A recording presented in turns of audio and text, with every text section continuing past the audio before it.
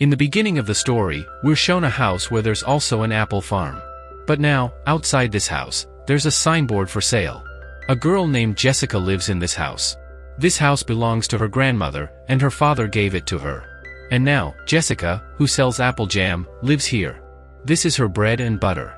Her business isn't doing well because the apples go bad before their time, so she wants to move this house out of the city, but there are no buyers because the condition of the house is very bad. Jessica also has 2 young children, who live with her. Actually, Jessica is divorced, her ex-husband is an addict, who also does wrong things. Jessica doesn't want his shadow to fall on her children, so she's separated from him. But still, he sometimes comes here. Now, when Jessica goes to the storeroom to get supplies, then the door automatically closes by itself, which has been locked from the outside. Actually, the condition of the house is very bad. The windows and doors of the house are all broken, and this has happened many times before. Now Jessica doesn't understand how she can open the door. She tries very hard to open the door, but it doesn't budge. After failing, she asks her very young daughter who is outside to fetch her a screwdriver so she can open the door. Her daughter doesn't understand what a screwdriver is, but Jessica explains it in a way that she can understand. After that, she gets the screwdriver and hands it to Jessica from under the door. And still, she can't open the door because the screw she asked for is too small, while the screwdriver she has is too big. Besides calling the police, Jessica has no other option. She's about to dial 911, when her daughter outside tells her that someone has arrived. Shortly after, the door opens. It's her ex-husband. He came here with his friend Rob. Rob is a pedophile. It's mean. He's a man who harbors inappropriate intentions towards children, a fact Jessica knows all too well. She tells both of her children to go inside. After that, she tells her ex-husband that he should think about their children. Her ex-husband says they don't have the money and they'll come back to stay here for a few days.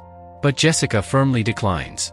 Then his friend Rob suggests locking Jessica up again in the same storeroom where she was locked before, and they both proceed to do so. They lock Jessica back in the storeroom and put wooden planks from the outside, so she can't even attempt to open the door again. Jessica screams, begging them not to harm her children, even if they hurt her. Her phone is also left outside. This means, now she can't call the police anymore. Additionally, her hand is injured. After a while, Jessica realizes that her ex-husband and his friend Rob have both left the house, but she quickly anticipates their return. Along with them, they've taken her phone that had fallen outside. Jessica hears her son crying, who is very young and is actually on the upper floor. She knows her son is hungry, but at this moment, she can't do anything. She tries once again to open the door with the screwdriver, but it's of no use. Now trapped where she is, this is a storeroom where there's apple jam. She passes the apple jam under the door to her daughter and explains to her how to give it to her little brother. And she herself eats some of the apple jam. Several hours pass this way, and now, it's nighttime. Jessica's daughter is very scared, and Jessica herself sits near the door, still vigilant. She tells her daughter that she must take care of her little brother, not to go anywhere, and the whole night passes. The next morning, once again, she gives jam to her children for food. She's very worried about her children, so she decides that after digging through the floor of the storeroom, she'll come out from the basement and reach her children. She starts digging through the floor with the screwdriver she has, which is quite painful for her because her hand is injured. Jessica digs hastily because she knows her ex-husband and his friend Rob, who is a pedophile, they could come back anytime. She wants to reach her children as quickly as possible, and then she hears her son crying. She realizes that her daughter accidentally dropped her little brother. After comforting her daughter, she explains to her how to take care of her brother, and once again, she starts digging through the floor. Jessica gets very tired, so she lies down right there, and then her daughter from outside says that someone has come. Jessica tells her daughter to go upstairs with her brother. Her daughter listens to her and goes upstairs. And now, Rob, who is her ex-husband's friend and a pedophile, comes into the house and asks Jessica about her children. Jessica says, "Stay away from my children." Then she hears her son crying from upstairs. Rob understands that the children are upstairs, and he starts to head up. Jessica stops him and says, "Before you go, my ex-husband gave me a packet with some drugs, perhaps you'll need it." Rob, indicating that he's a drug addict, he tells Jessica to hand over the packet. She replies, "The packet is with me, but I can't come to the door. I'm in very bad shape. Put your hand down, I'll put the packet in your hand." Rob agrees to her request. And when he puts his hand inside from under the door, Jessica strikes hard at Rob's hand with that screwdriver, causing the screwdriver to pierce through his hand, and get stuck in the wooden floor right there along with Rob's hand. He tells Jessica, "Let me free, release my hands from the screwdriver. I'll leave from here. If I stay trapped here, I'll die because it's going to get very cold tonight." But Jessica doesn't heed his words. She knows that if she sets Rob free, he will harm her children. Jessica can't dig the floor now because the screwdriver is stuck in Rob's hand. Several hours pass like this, and it becomes night. As the night progresses, it gets colder. Rob's condition worsens outside. He repeatedly requests Jessica to let him go, to set him free, but Jessica doesn't listen to him at all. Just then, the lights go out here, which frightens Jessica's daughter who is upstairs. She starts coming downstairs, but Jessica prohibits her from coming close. The entire house is in darkness, but her daughter doesn't listen to her. She's evidently very scared. Meanwhile, Rob lies near the door, unseen by Jessica's daughter. As soon as she approaches the door, Rob grabs her and threatens to Jessica, "If you don't set me free right now, I will harm your daughter." Jessica knows well that even if she sets Rob free, he will still harm her daughter. Therefore, she sets his hand on fire, causing him great pain.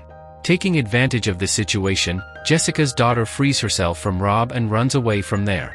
Now, even the storeroom catches fire, but Jessica somehow manages to extinguish it. The entire night passes this way. Jessica is extremely tired, having conceded defeat. She realizes she cannot escape from there. A Bible was kept there, which belongs to her father. When she opens the Bible, she finds some money inside it, the money perhaps placed there by her father for her.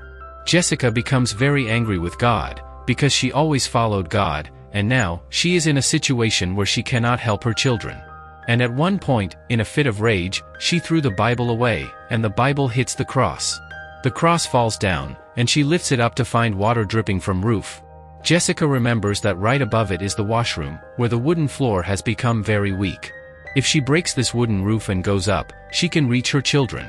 But to break the wooden roof, she needs a screwdriver, which is currently in Rob's hands.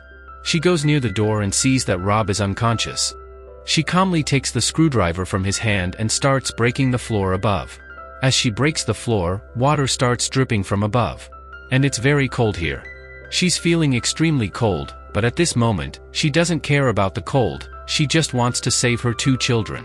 Jessica quickly breaks through the wood and reaches the floor above. However, she sees that her children are nowhere to be found. But when she enters the bedroom, she notices that there are many blankets on the bed. She removes the blankets and finds her daughter holding her little brother. Both of them are asleep. Actually, just as Jessica had explained to her daughter that she needed to protect her brother, so her daughter was protecting her younger brother. Now, Jessica has both her children with her. She brings them outside, but the door is locked, and the key is in Rob's pocket. Quietly, she approaches Rob, who is unconscious, and she takes the key from his pocket. As she opens the main gate, she sees that it's raining heavily outside, and it's too cold to taking the children out in such cold weather wouldn't be appropriate. Jessica notices that there is a car parked outside the house. She needs groceries because her children are hungry, so she walks towards the car. But the car is locked, so she breaks the car window to retrieve the groceries from inside the car. But when she returns towards the house, all the groceries fall down. Later, as she approaches the house, she sees that the door is locked from the inside. Actually, Rob is still alive, as he has locked the door from the inside. Both of her children are inside. In order to save her children, she breaks a window and goes inside, where she sees that Rob is sitting in front of her children, holding them. He has a knife in his hand. He threatens Jessica, saying, "I will kill your children." Jessica requests him not to harm her children. At this very moment, Jessica's ex-husband arrives and sees that Rob has grabbed his children, holding a knife. He aims a gun at him and says, "Release my children." After that, Rob releases her children, but Jessica's ex-husband feels that Rob has done something wrong with her children, therefore, he kills his friend. Although Jessica feels very angry with her ex-husband, but she controls her anger and starts talk to him very lovingly. She says that she needs to take the children to the doctor, but her ex-husband clearly refuses. He says that no one will go out of the house. Jessica agrees to his statement. Then he asks Jessica why she doesn't join him in taking drugs. Although Jessica can agree with him, she can also enter the world of drugs, but she worries about her children. She talks to her ex-husband very lovingly and says, "I'll make something for you to eat." After that, she makes jam butter for him, which he eats. After eating jam butter, he starts feeling sleepy.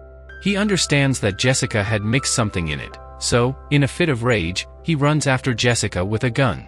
Jessica goes to the upstairs room, and Jessica had mixed sleeping pills in his jam butter, causing his condition to deteriorate significantly. His eyes are not even opening, and taking advantage of this, Jessica pushes him out the window. Plummeting to the ground, he meets his demise. After that, we are shown a glimpse of some time later, where Jessica is making apple butter, following her mom's recipe. Now, her home is more well-maintained than before, the entire house is clean, and she has also improved her apple farm. Her jam business is now doing better than ever, and she is very happy with her 2 children in this house. And with this, the story comes to an end. So friends, we hope you enjoyed the story.